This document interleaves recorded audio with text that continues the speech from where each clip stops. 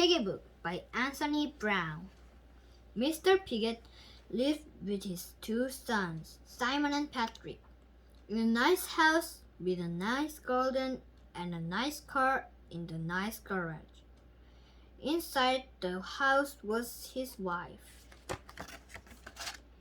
"Hurry up with the breakfast, dear," he called every morning before he went off to his very important job. "Hurry up with the breakfast, Mom," Simon and Patrick called before they went off to their very important school. After they left the house, Mrs. Pigget washed all the breakfast things, made all the bed, vacuumed all the carpets, and then went to work.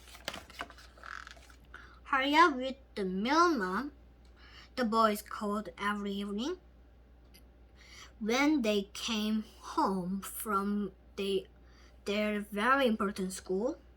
"Hurry up with the meal, old girl," Mr. Pigget called every evening when he came home from his very important job. As soon as they had eaten, Mrs. Pigget washed the dishes, washed the clothes, did the ironing, and then cooked some more.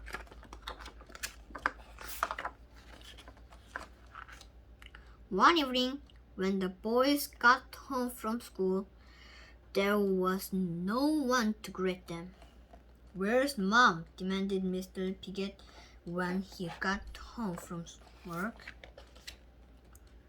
She was nowhere to be found. On the mantelpiece was an envelope. Mr. Pigget opened it. Inside was a piece of paper. "Your pigs." "But what shall we do?" said Mr. Pigget.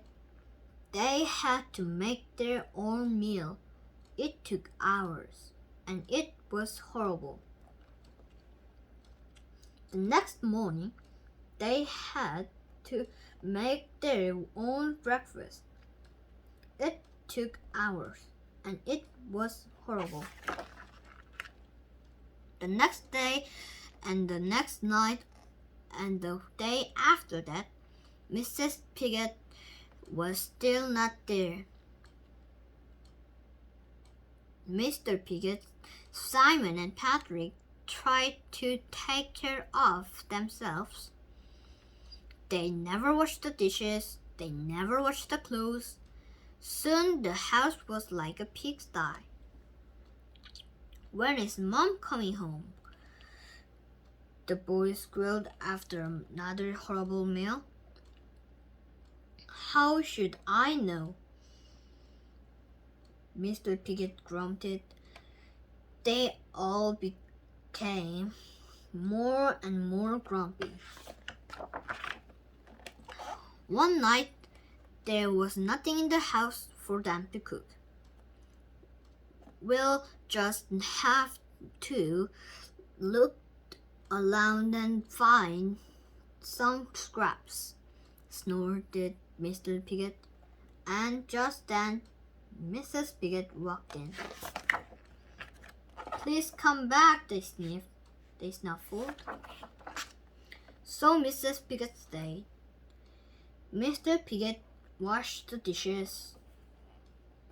Patrick and Simon made the beds. Mr. Pigget did the ironing.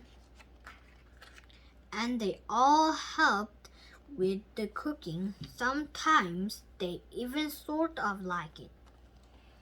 Mom was happy too. The end.